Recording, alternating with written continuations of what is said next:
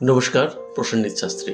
বাস্তু একটা মানুষের জীবনে, তার পারিবারিক জীবনে, তার সামাজিক জীবনে উত্থান এবং পতনের ক্ষেত্রে বড় ভূমিকা পালন করে। কোনো মানুষের বাস্তু যদি পজিটিভ ভাইব্রেশন থাকে, দেখবেন সেই মানুষ শূন্য থেকে অনেক বড় সাফল্যের শিখরে উঠতে পারে। আবার অনেক সাফল্য পাওয়া মানুষ সাফল্যের শিখর থেকে বাস্তু যদি নেগেটিভ এনার্জি দেয়, তার পতন হতে পারে। আপনার বাড়ির যে মেন দরজা যেন ডান হাতে ডান দিক দিয়ে বাম দিকে খোলার ব্যবস্থা থাকে।